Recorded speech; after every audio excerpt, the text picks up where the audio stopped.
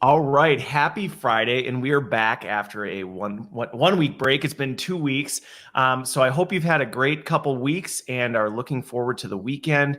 We're here with another episode of Learning Tech Talks, where we are continuing to explore the landscape of learning technology while cutting through the fluff and getting your questions answered.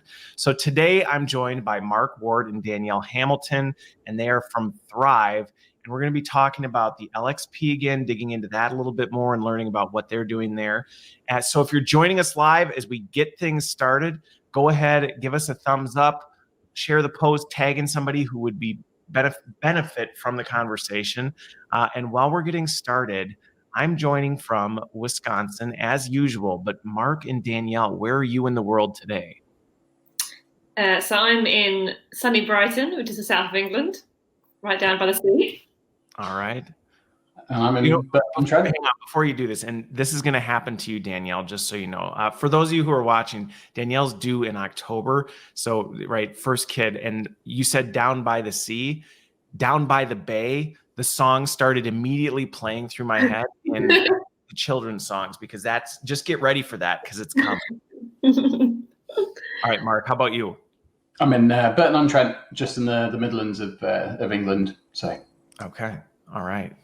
I don't have a song for that one, unfortunately. I don't have a song that pops to mind.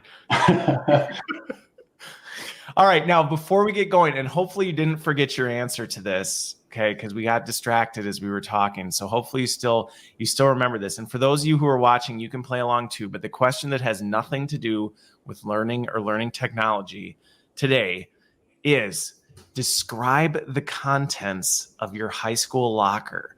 So who wants to go first? I'll give it a go. I don't think this question translates that well to the UK, because I don't know about you, Mark, but we don't have lockers in the UK. Oh, no, we did, yeah. You had lockers. You look, we're learning things about each other right here. Yeah. Maybe. I didn't have a locker, but I will you say... use backpack if you'd like. If you didn't have a locker, we'll just say what was in your backpack. Yeah, I was one of those kids that came with nothing. Nothing. I would go to school with maybe a pen, and I would then borrow things from every person in the class. And to the extent that I really annoyed my best friend one day, and one day she refused to lend me her ruler because she said, "No, you have to bring in your own stuff. I'm not going to lend you stuff anymore." Because I used to just swan around with a pen in my back pocket, and that was basically no books? You didn't have to bring your own books and stuff? No, because all the books were in the classroom. They used secondhand books in the classroom. They didn't trust us to take our books home. All right. So pen. You the simplest locker in the world. In high school, you were just very, very generic. Okay, a pen. Got it. How about you, Mark? Well, I've got one kind of on brand, which is like paper. My main memory. This is not where I expected this question to go. But I remember, just because I'm terrible at organizing anything like practical or real, all of my paperwork would just be crumpled in the bottom of the locker. So it starts then. I could never get on with paper. And then the other thing that I know that I had was a magnifying glass, which I used to use. Why? A magnifying glass. A schoolboy. What do you use a magnifying glass? Burning things, obviously. Burning things. I'm just picturing you being like Sherlock Holmes walking around. I remember getting caught by my physics teacher one lunchtime with a magnifying glass in the sunlight and just burning a hole through my tie. And he was like, "Maybe that's not a good idea." That's probably true. Okay, so we've got a pen and then just crumpled paper and a magnifying glass. Okay. I'm learning so much about the two of you. So, okay. So for mine, I had the traditional locker, but we had books. We had to take our own books, and you checked them out every year, so they were always thrown in there. I loved my Letterman jacket, so that was always there. Even when it was too warm to wear it, I would just leave it in there just in case it was a cool day. Way too cool for a trapper keeper, so I had to have a 5-star, right? I don't know if you know what those are, but they were the actual cloth, zipped up, fancy stuff, really cool. is big into math. So I had my graphing calculator, and then see the advantage is I had more time to think about this. I think you might have taken photographic evidence. I know. Well, I'm trying to think if there was anything else. Cause like I had kind of like the paper stuffed in okay. So Mark, here's where I can relate. And I don't know about this. I'm still to this day like this. But I don't take notes, right? Like it's just not for me, but I feel like I'm supposed to. So a lot of times, like I'll write things down like, yeah, this is what you're supposed to do, is to take this note. And then I never do anything with it. So my locker was just filled with like, these are the notes that kept the teachers off my back, but I have no plans to do anything with. So my locker was filled with that kind of stuff. Okay. I think you were just a better student than us. I don't think it's to do with the question. I think you were better than Mark and I themselves. He's just burning stuff. He's just burning stuff, and you're just mooching. You're just mooching off everybody around you. Like, everyone else's stuff. Yeah. That is so funny. Okay. All right. Well, so let's shift gears out of high school lockers and into the conversation of learning technology. So Thrive LXP, you're in the category of LXPs. We talked about this a little bit before, but that can mean a lot of different things to a lot of different people. So just kind of to level the playing field, level the stage, when you talk about a learning experience platform, how are you defining that, or how are you playing in that market? And I guess the other follow-up question to that would be, what actually made you jump into that category? I'll try and give it a stab. So I think for me, like the whole, what is an LXP, what is this, what is that? It's so much of it's just marketing, right? And I think the main thing we're doing by branding ourselves as LXP is just trying to highlight that we are the next evolution of a learning platform. It's a learning platform of sorts. Okay. And I think differentiating ourselves slightly from LMSs, which obviously are about admins and managing learning, making sure everyone's done the right stuff at the right time, is more about actually a place that people actually want to go and want to do stuff, and actually is engaging with the learner. That said, we're a kind of weird LXP because when we LXP, I can't wait to hear this. Well, because when we set out to build our LXP, we decided that we sort of noticed there's a bit of a gap. Lots of our old clients worked with them previously all want to do the shiny, fun stuff that the LXP can do, but ultimately have to do the kind of more boring compliance tracking stuff as well. So with Thrive, what we actually have done is like combine those two, or bring those two worlds together. And actually, yes, we can do all the LMS stuff. We've simplified a lot of that and changed a lot of it as well, but we can do that. But then our focus, I guess, where our passion lies is more of the LXP side of things, because it's just more interesting. I think. So because this is one of the important clarifications, because there are some differentiators or some things to consider, because some don't do the LMS side of the house. So then you have to have both in some regard, because you kind of, in some companies, you don't always need it, but in many companies you do need an LMS. And then automatically that means, well, now if you're talking LXP, you're talking two separate things. And you're saying Thrive can do both, correct? Yeah. We want to offer a single platform that does all of it, because like actually those challenges are not that crazy complicated. And for us, a lot of what we're trying to achieve with an LXP is to distill down all of the functionality that you would have in a more traditional learning management system, but actually just the word simplify maybe is a little bit harsh, but just to distill it into actually what are the core things that it's trying to do. Let's get away from some of this stuff that doesn't matter and just focus on the stuff that really does matter. So that's really, that is a differentiator for us. We're definitely trying to offer all of the functionality that you need. Okay. Can I answer the previous question? Yeah, go for it. You absolutely can. No, Mark, sorry, show's over. So my background is I was a lecturer for the first 4 years of my career, and then I moved into kind of supporting our virtual learning environment at my college.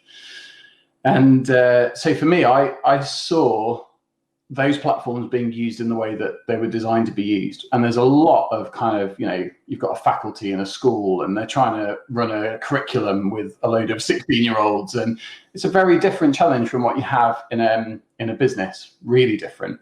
And I remember when I took a role in the corporate space and joining there and finding that so many of those same conventions were applied on a learning management system being used by a business. And I was just totally confused by why they were there. And you're kind of doing a training session and someone said, well, why do I want to do this? Why do I have to register my people onto a course? It's like, well, I don't know the answer to that because you're not a teacher. You're not worried about enrollment on a curriculum. So for me, this was an opportunity to actually look at all of that stuff that had been built up, I think, from a number of different backgrounds, some conventions that came from all over the place, and just get right down to the heart of what a business is trying to enable their learners to do. And broadly speaking, that's the main differentiator between the next generation platforms and the old ones. And the core to that is really destructuring, removing a lot of the over-the-top structure that you've got within a learning management system and just simplifying it so that you can reuse stuff and you can manage things way more easily. So that's probably one of the big things. It is interesting you bring this up because this is, first of all, I came from traditional education and then moved into corporate early on. And as you look at the corporate space, a lot of the work that's done is, right, we've historically operated kind of like an education system, which is not really a good translation for the corporate setting, right? It's a completely different environment. And I think that has been a huge catalyst in some of this transformational stuff that we're seeing in terms of the tech stack we need, the way we structure ourselves, the way we think about corporate learning in general, because people aren't going to school at work and we can't think about what we do that way because it's actually in conflict with how corporate operations happen. But it is interesting how that has kind of been the legacy that we've in many ways kind of had to operate off of. And I think in many regards, we've kind of iterated and made step changes instead of saying, hey, wait a minute, this was fundamentally not the best way to do it. Let's just step back and start over. Let's remove some of this stuff. And the thing that really kind of broke the camel's back on that, the point at which it was no longer tenable to continue on that iterative path, was when customers and organizations recognized the value of learning that was going on within teams. Because that's the big difference between those two models. You've got the old world where training was being pushed from a central team of some kind, and you had to do your training, and that was really the only learning that mattered. Yep. And then we've moved now to a world where actually the learning that's going on within your team is probably, in many ways, certainly more active and probably more valuable. And trying to get through some of those challenges where I remember talking to customers where they were, they might, I think it was asbestos awareness training. So I don't know anything about asbestos. How am I going to put this training together? And it's like, well, why are you trying? Let someone else do it. But then that's a really good illustration of the problem, I think. Well, and this is, I don't know, this has, in my opinion, created a bit of an identity crisis for a lot of people in the space, because it's a lot of L&D organizations now are trying to figure out, so what is our role? And there's some fear around, well, does this mean we aren't adding value? And to me, I would say, no, I don't think that's the case at all. I think the activities and the way we position ourselves, the way we get involved is very different than it needed to be. But it's not less important. If anything, in my opinion, it's more important. And I think the other thing that, we're seeing now is just the fact that there's no better time for us to make this shift, right? We've been talking about needing to make this shift for a long time, and now we can. So I think it's an important point to highlight. And the other thing is, sometimes in our industry, I don't know if you see this, but there tends to be a little bit of you're either in this camp or you're this camp. And to me, it's a journey, right? It doesn't really matter where you are. It's about that you're progressing forward and moving through it. So, a lot of the stuff that we've been doing for a long time, it's not we did it because we knew it didn't work. It's just we didn't really have any other way of doing it. And technology, to me, is completely changing those rules. And as we were saying earlier on, like the instigator for that, the reason why there's so many of these platforms all of a sudden, it's not because everyone just kind of woke up one morning and had an idea. It's responding to the fact that organizations are changing the way that they perceive this, and there is a demand for these tools. So yeah, that journey is something that's happening anyway. It's not being forced through some kind of unnatural pressure that's coming from the suppliers. Suppliers are responding to the demand that's there. They're responding to the market. I think also suppliers are responding to the users, right? It's not like the reason that organizations are trying to make these changes is because this is ultimately how we learn in our personal lives. Like the way that we consume content and learn in our personal lives is totally revolutionized over the last sort of 5 years or so. And I think that is then, I think as a consumer, you have these certain expectations at home, of things like, LinkedIn and Spotify and Pinterest and all those sites that you interact with.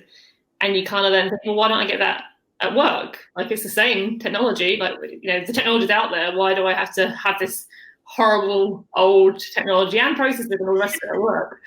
So I think a lot of it's driven from that. That's where we started. I think we had a really great opportunity, like to start from scratch, and that's when we started specifically. Okay. So what on that topic, what's been the journey? What has been that journey? What's that journey looked like a little bit? Because, I'm just curious how you've evolved or how the platforms evolved, as the markets changed, but at the same time, kind of you saw this need, obviously you jumped into it and said, hey, let's not just make another LMS. Let's think differently about it. Yeah, I think it was, it's been really fun actually for us. I think for myself and Mark, as two people with sort of tech backgrounds, having the opportunity to start from literally a blank piece of paper is incredible. Myself and Mark and the other directors in Thrive have all come from different parts of the learning industry, worked lots of different tools in the past, had bugbears. I know that when I joined Thrive and me and Mark started working together, the first thing I did was actually write down a list of all the problems that I had when I was at L&D, because I used to work in L&D for a big pharmaceutical company. So day one, I was like, these are all the problems that I had that used to really annoy me, and then sort of set about trying to work out how to solve those. That's sort of where we came from, is this, it came together, the five of us, and we'd had all these different experiences, and some the same. So Mark and I had the joy of working with Moodle, for example, long ago. And then actually thought, well, let's create something new. And the starting concept was, well, let's try and bring those LXP and LMS worlds together. That was like a very initial thing, and then we went from there. And we spent 18 months, I think, building it and designing it, which was really cool, to just challenge everything and just do everything from the beginning. Okay. Well, so I think that's an important point to highlight, that some of it was you were coming from the L&D space. This wasn't just a technology play. You were coming from the L&D space saying, hey, what are the things that we've struggled with or I have hated about the tech stack that we had, and then how can we create it, versus coming from a technologist standpoint? Mm-hmm. Yeah, definitely. Sorry, Mark.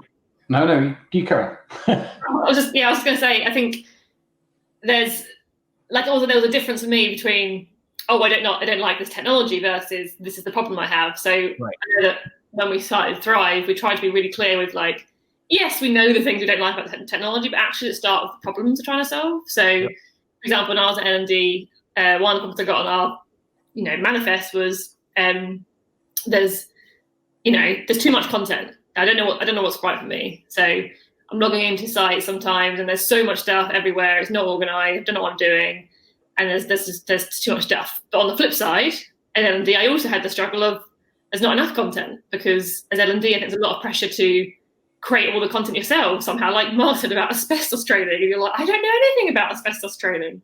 Right. So actually, how do you generate content? And then another problem that I had was who knows what. I was working in a company of 70,000 people, massive company, and I just had no clue who had certain skills, who was doing what projects. There was the same project going on 5 times in the business that you eventually find out about when it's too late. So all problems like that we started with, and actually looked at how do we solve those, rather than we would love to sit and just moan about the tech, I think. Right. But it's better to start. It's weird you had those problems, Danielle, because I've never struggled with either of those. It just seems no, it's completely unfair. I'm kidding, by the way. It is interesting, the one you talk about, even with the content, how there can be so much content, yet not enough, like in the same conversation where you're like, so we've got loads of this and absolutely nothing here, and I don't know how to work with that. What were you going to say, Mark? I've forgotten now. I think Danny made a much better point than me. Well, so let me ask you this from a capability standpoint, and I actually, the next place I want to go is this competency stuff, but with the actual creation piece, so I am curious, can you actually author content, or is it purely curation of other content objects? Like, can you make stuff in the tool as well? Mark, do you want to answer that one? Do you want to show it, or I'm just thinking that might be it might be worthwhile giving a quick demonstration. We don't have an authoring tool in there specifically. We for us, the main focus of content is really around the bite-sized stuff that people use all the time. So your links, your files, videos is a massive one. Like questions, articles. We've got quizzes on there and the ability to organize events as well. Okay. Again, we tried to, that's a really good example, one where we spent a long time chewing that over and trying to just get the simple scenarios covered as well as the more complicated ones. So, if you want to organize a quick lunchtime get together, you can do that. But equally, if you want to organize a week-long induction training, you can do that just as easily. So that was a real challenge, but we're really happy with where we got to with that. So those are the kinds of content that you can create within the system.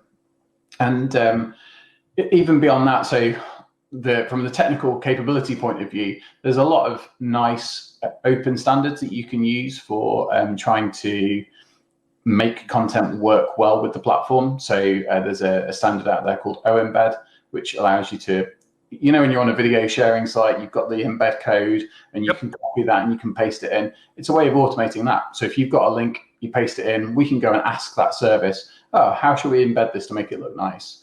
And it automatically. So instead of bouncing out, it's actually just purely embedded in the platform itself. Right, yeah. So there's loads of nice stuff like that. But then also, going back to what we were talking about in terms of trying to cover the traditional stuff, we also have support for e-learning standards. So Scorm 1.2 is like everyone still uses it. And so we actually have like a player that will translate those those activities into XAPI statements, and everything that we do internally is all XAPI. So that's quite neat. We have quite a lot of fun building that. I think another reason we're trying to stay away from authoring tools is that, or having one built into the platform, is that I think once you do that, you end up with obviously a lot of content that looks kind of similar. And there's so many great free tools out there. So actually, when we're working on content strategy with our clients, we actually encourage them to go and use all these free or cheap tools, to get a bit more of a variety, more bite size as well. And otherwise, I think it's really easy to sort of fall back and we'll make a Scorm course, and that's not what we want.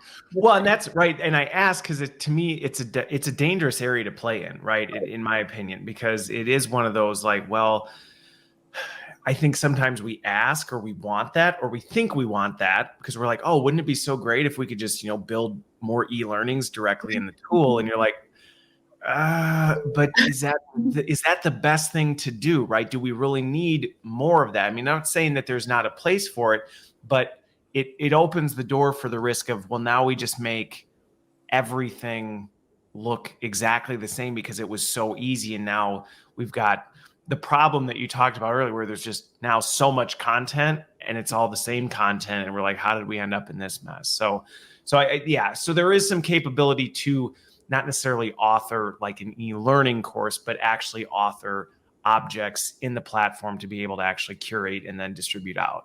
Yeah, definitely.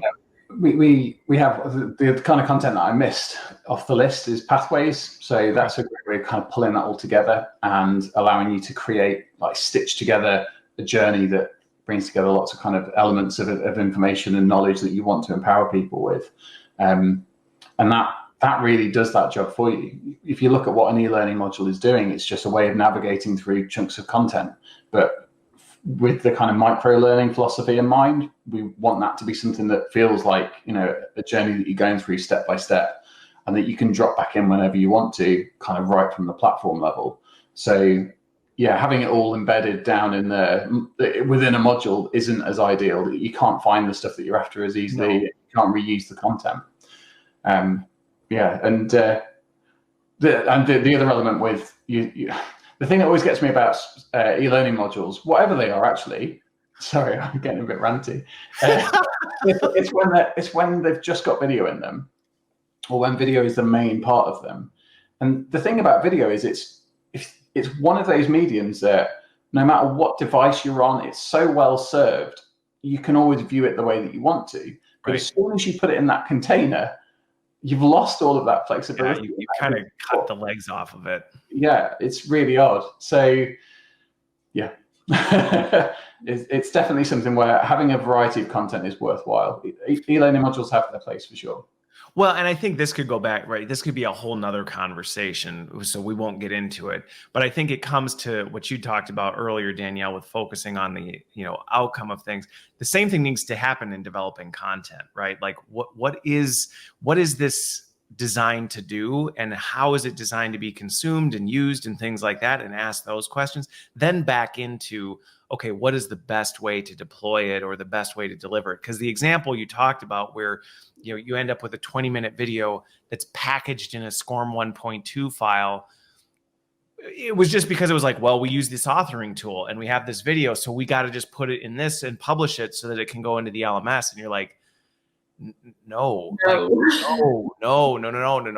don't do that, right? If anything, that's actually a step backwards. But I think it's easy to do and get caught up with. So, but again, like I said, we're not in the content authoring conversation, but we could. But as a reminder, yeah.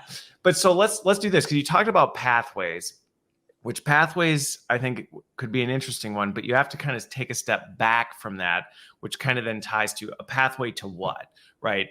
The pathway for what purpose? And this gets into the competency, skills, like whatever you want to tie to. That is the big target right now, right? I mean, this is probably not only on every L&D leader's priority list, but honestly, probably every business leader's list right now of like, okay, what skills do we have in the organization? How are we developing those skills? How are you aligning, you know, one, we can talk about your take on that, but then two, how are you aligning to kind of help solve that problem so we have greater visibility into what are people developing, not just for random, you know, reasons, but towards an end goal? So so in the platform, practically speaking, we've got the ability to capture people's skills and their interests, which helps the personalization. It also helps with allowing your admins, the MD team, to see also across the business, like how many people you've got skilled in a certain area, and you can actually identify your skill gaps to an extent. The pathways thing is a little bit more granular than the overall journey that you're trying to go on. So our pathways are more a case of a route through a certain topic. So, for example, we might have, you know, a bunch of content for a sales new starter, sales 101, you might stick those together into a pathway. It's like, okay, here's how to achieve a certain skill. I guess a pathway to achieve the skill in the first place. Like onboarding or something like that. Yeah, onboarding. Yeah, not that. Something where there's a journey, right? It's like, you got to map this out. Yeah, and that might be, okay, there's a video to watch, an infographic, and then maybe you attend an event, and then maybe you talk to someone afterwards, which actually brings me to, like, I think, one of the most important parts of our platform, the most exciting parts for me personally anyway, is the people element. So what we've recognized is, like, when you're going on a journey, like to learn a new skill or to change roles or whatever it might be, yes, you're going to sit and consume some content, but also you're very likely, hopefully, going to also talk to someone who does that role, or talk to someone who has that skill, or get a mentor, or get a coach, or maybe beyond watching a video. Yeah, exactly. Yeah. Or maybe you're going to do also some experiences. So you might like shadow someone for a day, or do a practice run, whatever it might be. So the next sort of phase of work that we're going into is around how we capture that. So we've got a lot of the fundamentals. We've been working on a lot of the building blocks that we need. And now the really exciting part is our phase 2 is about how we get people from A to B. Okay. And that's more of a journey. We're just calling it journeys at the moment because we can't think of a better word. But I think it's pretty stuck, isn't it, Mark? We already took pathways, so yeah. Exactly. Yeah. That's another thing we do at Thrive. So every time we have a word in the interface, we spend loads of time thinking, can we change it to something different? And then normally circle back round to the original thing in the first place. Okay. I almost managed to convince you to call events happenings. Oh yeah, you did. Fun. Yeah. Okay. So that's our next phase of work, and that's really, really exciting because there's loads of cool stuff we can do in that. So. And the thing that's really exciting about it is we keep on coming across questions where we find the answer is what we've got in mind. So, you know, how do we do this? Oh, if we had this, oh, that's what we're doing anyway. Okay, that's great. And you know that when the answer keeps coming back as being exactly what you've got in mind, then you're on the right path. But the key thing for it that we've got to achieve is to make sure that, as with all things in the platform, we try and design it and build it to be as flexible as possible so that you can use it for a really formal approach or you can use it for a really informal approach. And that's the same thing that we've got in mind with this functionality. So around recognizing that people have got objectives and aspirations that they want to, you know, develop themselves. And that could be linked to the fact that they've got another role that they've got their eye on, or it could be just purely down to the fact that they want to improve themselves in some area. You know, a software developer wants to understand how the support team work, whatever it might be. And so often it's as simple as just kind of, I'm going to have a look at a few bits of content and I'm going to find out, I'm going to sit down and chat with someone and find out how they do their job. And that's an information sharing exercise, which people do all the time, but there's no visibility of that. And it's not really rewarded in any way. It's not seen as any kind of progression, but of course it's probably more valuable than completing a piece of content on a system, having a conversation. And then the other thing that emerges from that is the question of, well, where do those aspirations come from?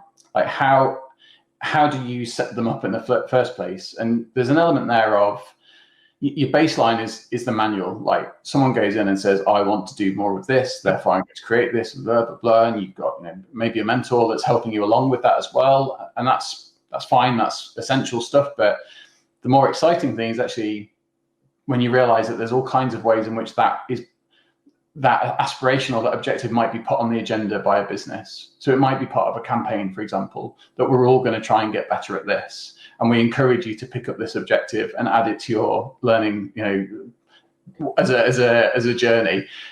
So that's something that we're really excited about, because it means that we can make the system easier to manage. Because if you want to know what was the outcome of that, did we actually see people taking that journey and having fulfilling it in the end? That becomes a lot easier to picture and analyze in the data. And then the other part of it is it means that it's so much easier to start a conversation on the platform, which is something that people have been already using our system for very successfully this year. But it just gives another way of kind of another framework that can kind of sit in, if that makes sense. Yeah. Well, and so let me frame it up and see if we're kind of on the same page, because I think I know where you're going with it. And I kind of look at it, right? I tend to do things in threes, I guess I would say. But when I look at it, there's kind of these three problem sets or challenges that we face. One is, right, the businesses have a priority where it's like, we need people to know this stuff or be able to do this stuff, right? It's more of a push down type thing. There's the kind of people's natural curiosity, right? I'm either trying to solve this problem or I'm trying to develop this, and I know what I'm trying to develop. And so I'm kind of going out trying to do this. And then the other one that I think is in many areas kind of a gray box is this whole, like, there's a lot of people, and I run into this all the time, they don't really know even what they should develop in, which actually kind of creates this analysis paralysis. Like, I want to develop, but I don't even really know what to develop in or where to develop because I don't really know where that would go type thing. So it's some guided framework for their personal development, not necessarily driven because the business says, hey, you have to get better at, I don't know, virtual selling because COVID hit, right? That's a business driven priority. It's more of I want to explore this new capability, but I don't really know what that is and how do I discover it? If I'm understanding you right, are you playing in all three? No, that's it. And it's funny because I categorize it in three like that as well. But the only thing I would say is that in terms of business objectives, businesses are having conversations about a wider array of things these days. You know, we were talking before about companies starting to step into the political territory and having an opinion on things, but actually the culture of a business is very important, particularly particularly for those brands that are looking to kind of reach out to a younger audience. I suppose that, you know, that's their mindset. But you know, again, those company objectives, we assume from a traditional perspective that those are always going to be about measured financial benefits or whatever it might be, but they may also just be about making sure that a relevant conversation is happening that hasn't been happening up till then. That could be about all kinds of different things, but this year's certainly thrown up a good few of them. So that's something we're really excited about because it's so much more meaningful. Does that make sense? Yeah, no, it does. And I think, you know, one of the things I'm curious about, because this continues to be a challenge, you know, I see, and I see a lot of people in our industry dealing with, is there is this balancing act of, right, can you prove a quantifiable ROI from what you're doing? And I think a lot of times people are trying to do that. And I think that there is some value to doing that in the right use cases. There's also value to saying, you know what, sometimes developing your people and investing in your people, it's the right thing to do, right? It's the right thing to do. And could you, through the right measurements, be able to quantify it? Yes, you actually can, right? You can tie earnings per share you can actually tie that to employee engagement and things like that, which are all tied. Now, granted, it's a pretty thick formula to have to go through. And I think that's where a lot of times in our field, we struggle to make those connections and be able to do that. So I think that's where having more data and visibility into this stuff can help tell that story in a meaningful way. It's still a story, but I think it can help shape it. Definitely. I think you're totally right. Is that when we work with our clients, we set KPIs and we try and link things back to performance. Of course we do, because it's important, like you said, for ROI. But ultimately, the real success factor is, you know, are your employees sticking around? Are they happy? Are they actually progressing in their careers? And, you know, is your offering actually opening up new doors for them and changing their lives personally? And that's, I think, where we really want to thrive. Sorry. I knew it was going to come in somewhere. I knew somewhere it was going to come into the conversation. It's hard to find a word that it replaces it because it gets so stuck. But yeah, I think, like, I don't know, on a personal level, I think if I could talk to an end user who's used Thrive and said, oh, that really helped me, that helped me get a promotion, or it helped me change jobs, or it helped me branch out a new area, or even if it helped me in my personal life, you know, help me with negotiation skills with my kids or whatever, like that's the kind of space that I want to be in. That's the sort of anecdotal evidence that I want to see. And I think we will all want to see it thrive, and our customers want to see it, because ultimately if your end users are happy and progressing in whichever way, then business is going to do better, isn't it? So, well, and it's interesting, right? This is, and we won't shift this into a conversation about COVID, but I actually, for the last 3 days, have been in an Oculus, Quest, literally all day. And one of the topics at this HR summit we were talking about was, one thing that COVID has really brought to light is the importance of organizations to care about people on a human level, right? Like, it has actual tangible benefits to the business, because we're seeing right now the impact to performance from people's lives just being in disarray. And so when we actually try and mitigate that, it actually opens people up to be able to perform better, to focus more. They are actually more able to be creative and innovative and things like that. And I think it's the timing's perfect, because we've been saying this, I think, in our industry, to say, hey, there is a value to this. We need to tap into this. And it's been met with kind of as long as we can make it work along everything else. And I think what's happened now is no, that should be where you start, because if you don't start with that, you're constantly kind of backing up and trying to fix other things around it. Yeah, definitely. This is the time of day where the sun slowly sets and starts blinding me. So I'm just gonna. It's been going up. I'm just gonna I've go. noticed, right? Your goatee is slowly becoming, brighter and brighter and brighter. So yeah, if you need to go fix your shades, Danielle and I can chat for a minute. So with that one, right? As organizations are doing this, I think in many cases it's a great aspiration. A lot of organizations are aspiring to, they want to get there.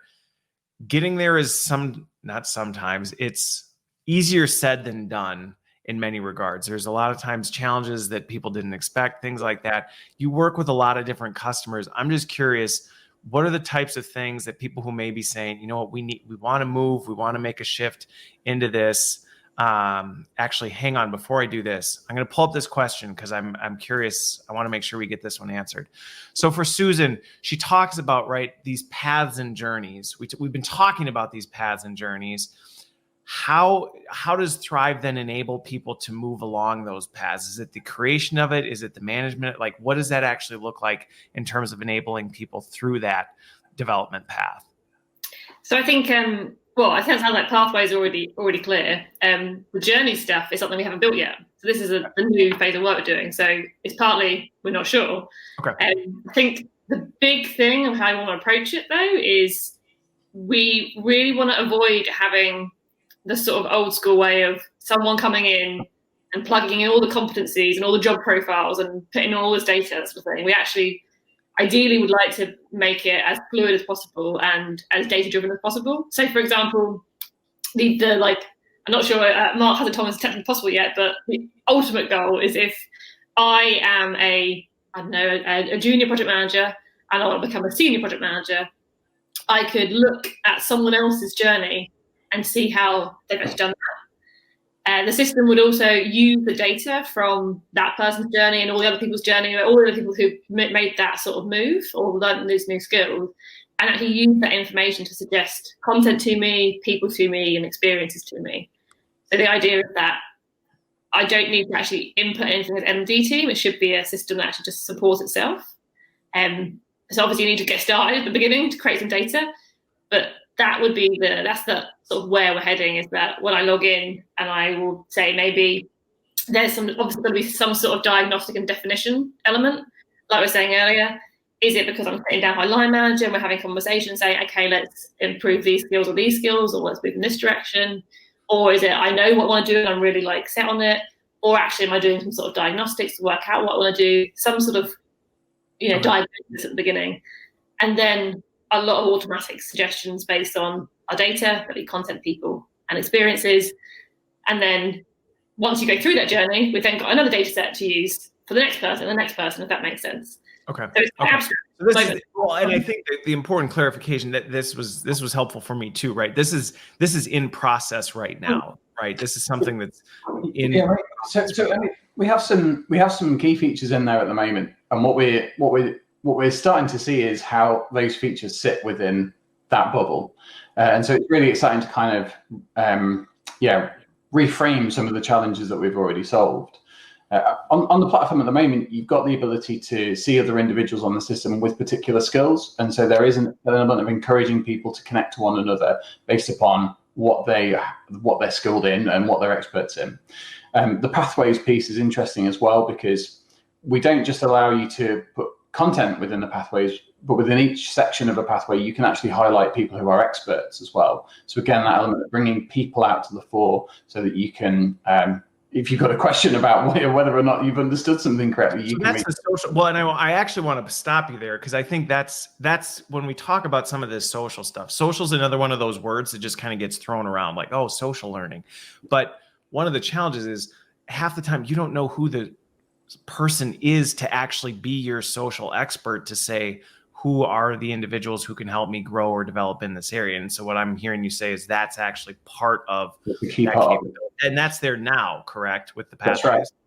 That's right. And then the other feature that we built kind of right into the heart of the platform is, we were talking about the move that we're on from kind of educators to something else, and like that something else really is much more in line with communication enabling communications within a business. And so we built a campaign feature into our platform, which allows you to kind of put a banner right on the front page and to release content bit by bit, so that you're kind of drip feeding and you're keeping people engaged on a particular subject. And again, that's a really good way of encouraging a conversation. You can target a particular audience of the system, and you can say, this is something that should be on your agenda. And we've seen customers using that to tap into some of the kind of social issues that have been raised this year, and to enable conversations to happen. And so between all of those, we've already got quite a bit in the system. But what we're looking to do is to bring all of that together into a feature that allows you to say, well, this is kind of where it's going. This is what I want to achieve off the back of it. Okay. And for people to kind of get on board with that in a more, I suppose, like a more precise way, a more measurable way of, actually, this is something I'm going to get.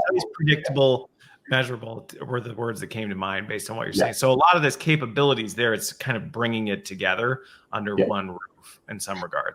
And I think it's also a little bit like, if there's a learner on our platform who is, quite driven, like they can currently search people with skill, they can connect with, they can follow, they can consume all the content. If you know what you want to do, it's great. And you can sort of do it all. But like you said, it's then about how do we actually both track that, but also how do we make better suggestions to people who maybe don't quite know what they want. That's that third category, people who don't really know what they need, right? They don't know where they want to develop. Yeah.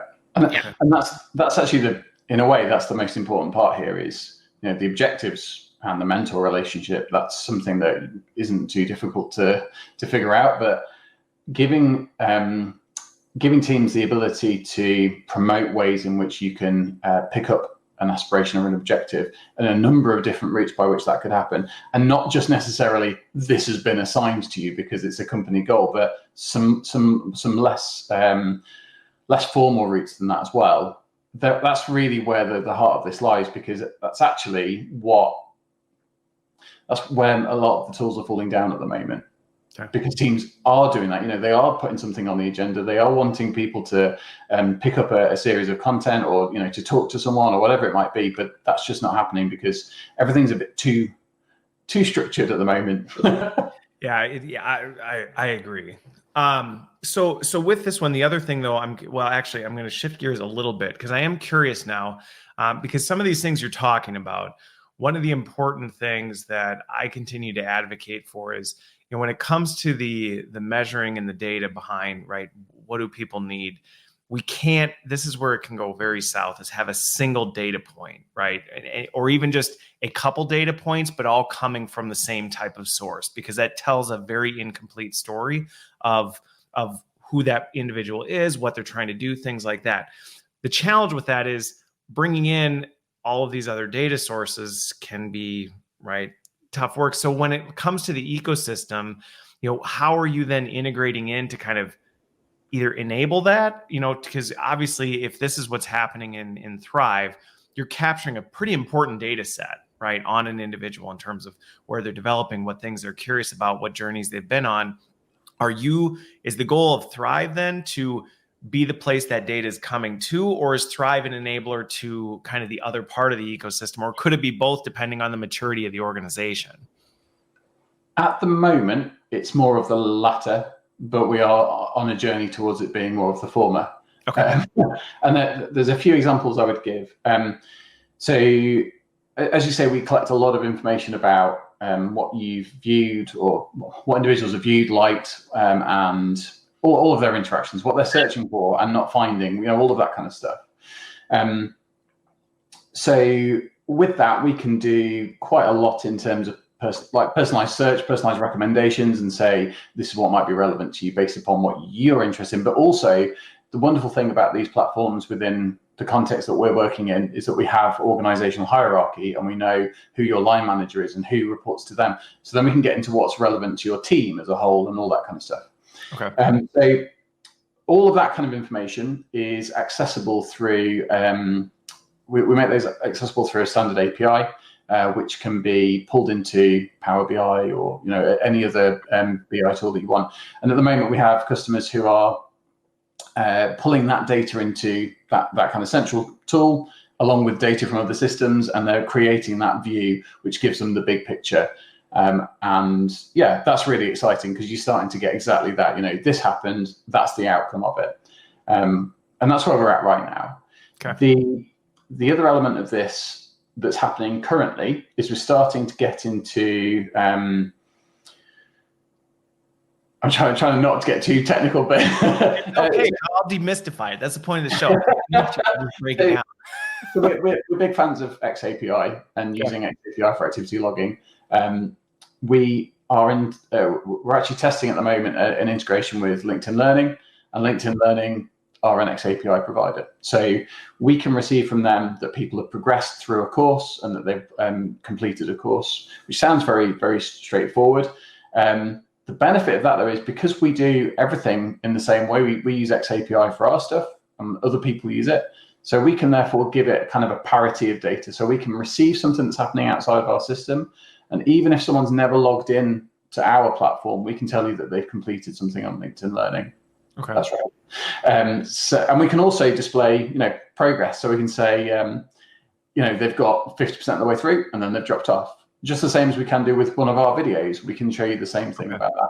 And that's really powerful. And it's something that's going to be, we're hoping to see that being used more and more as we get more XAPI providers coming online, especially. But the ability to have data sources outside the system that's just there, you can see how popular it is, you can see how well people are progressing through it, and that all pulls into your data on the, your big picture stuff of how many people are progressing and that kind of thing. Okay.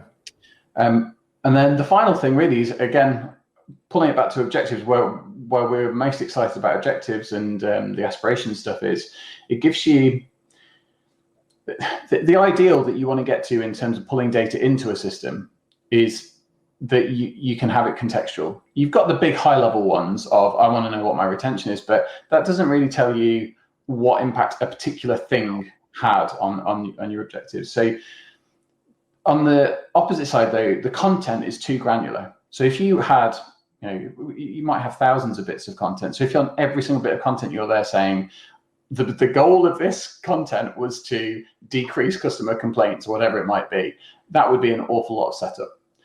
The objectives give you a nice way to handle that, because as an objective that you're suggesting people pick up, having the ability to link that to a particular piece of data and say, well, actually, if people have completed this, we're hoping that we see an improvement in that. And we can then compare that and say, well, this is the result that we saw from the people that did complete that objective versus the people that didn't. And you've got the ability then to kind of bring that all together into something that makes sense through a user interface, and it's not overcomplicated or impossible to manage. So that's very much where we're going. And we want to bring this to be the hub of your measurable outcomes for your system right there on the platform. Okay. Well, and what's funny about this is that these conversations, right, can feel a little bit overwhelming for folks. I think sometimes because, right, you start talking about data architecture and data analysis and, how are these pieces, and it's like, what, right? That's not territory we've been in. But that to me is one of the things that these platforms are starting to do that I think is it's making it easier to understand it, right? And to get these insights and say, okay, what is the actual story out of it?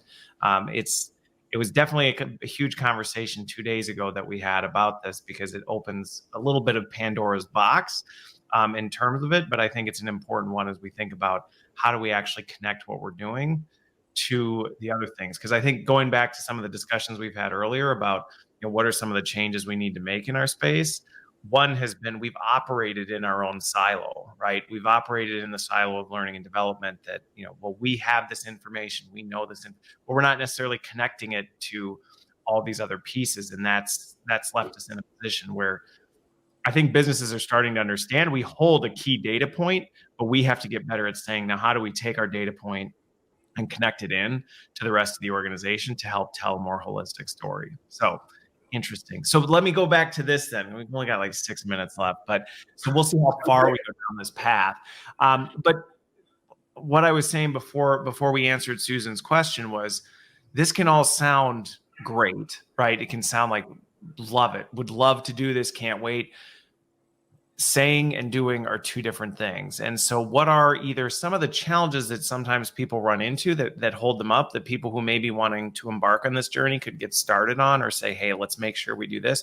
Or what are some of the easiest steps people can take to say, hey, look, you don't have to jump from point A to point Z, but point A to point B could look like this, and it's a natural stepping point to get you forward. Because really, using the alphabet analogy, everybody's somewhere in a different space in the alphabet. And that's okay. It's just a matter of making sure you're progressing closer to Z, not going backwards.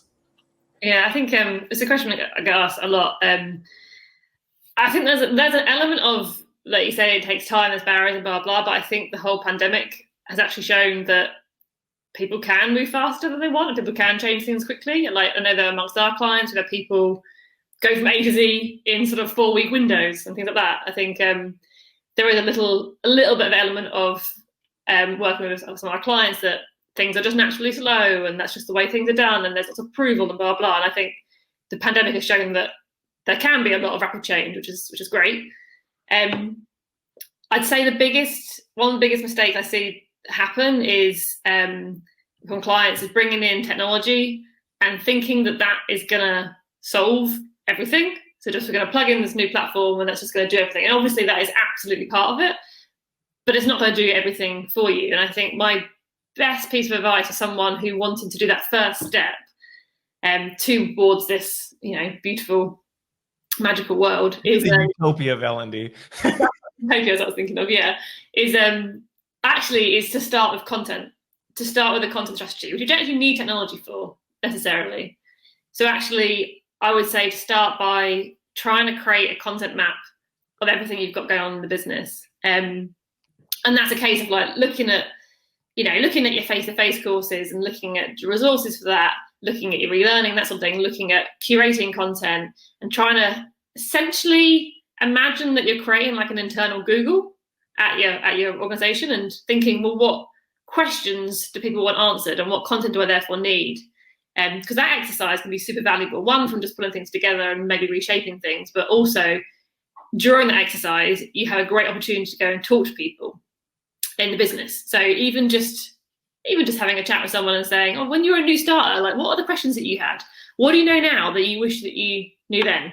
And things like that. And you sort of end up with just this massive bank of just questions and content. And that is the thing that slows down a lot of people. But if you can do the exercise first, then when you get the tech, it's so much easier just to put it into the technology.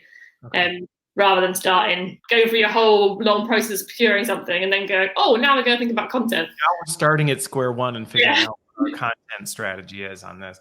Yeah. So with that, I am curious your take on this, because to me, this is one of those, I feel like it's one of those exercises that probably every L&D leader has had on their list of to-dos. It just keeps kind of getting pushed to the bottom where you're like, we really should know this. But it's like an ugly, ugly mess. And I just would rather not go there. And it's one of those things that to me, it's like, well, you've got to do it, right? You're going to have to do it at some point.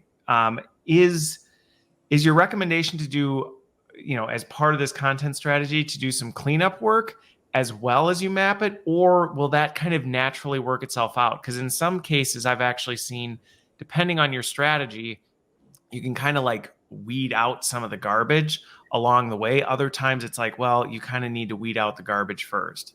Yeah, I think I tend to have like a have, find, create approach.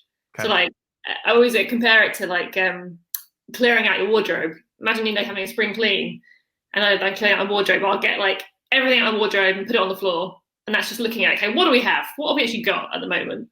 And then you start organising it into piles of stuff I'm going to keep and stuff I'm going to give away and stuff that needs mending and stuff that I don't like anymore. And then you go through the process of for each item you try and address and think, does it suit me anymore? Does it fit me still? And that's kind of what you need to do with each piece of content. And then the find area is what can you find online, and then create is then like, okay, what stuff do we either need to create from scratch, or what stuff do we need to create because we need to sort of translate it because it's not, like you said, not that good anymore, or needs changing. That's the 3 steps that I would suggest to go through. But I think my main advice would be pick a topic. Like induction. Induction's a great one to start with. I know that when I was in L&D, I came on board as a new starter. I did a 2-day face-to-face induction. I hated it and immediately said, right, I'm changing this. And within 3 weeks, it was all online. It was all bite-sized. And actually it's really quick because I just picked a little, subset. So I'd say to start with something like that. I like the analogy, so that we can close on that one, right? Because it's like, so for everybody, now's the time, go clean out your wardrobe, right? And just lay it out and start doing that so that you can start to figure out, because again, no matter where you're going, it's an important exercise. And no, it's not, nobody says, you know what, I can't wait to do, clean out my wardrobe. It's same is true with this, right? It's not going to be an exciting exercise, but it's an important one. And I think to your point, and actually, I think Joe made a good point, right? It's ground zero. Start at ground zero. What is the strategy? Assess it, and then you can start to carry it forward. So this has been a fantastic discussion. Thank you so much, Danielle, for joining us on your maternity leave, and Mark for being here. Best of luck, Danielle, as you get ready for the new edition. And thanks everybody for tuning in. Thanks for watching and all the engagement. And we will be back next week. So have a great weekend, everyone.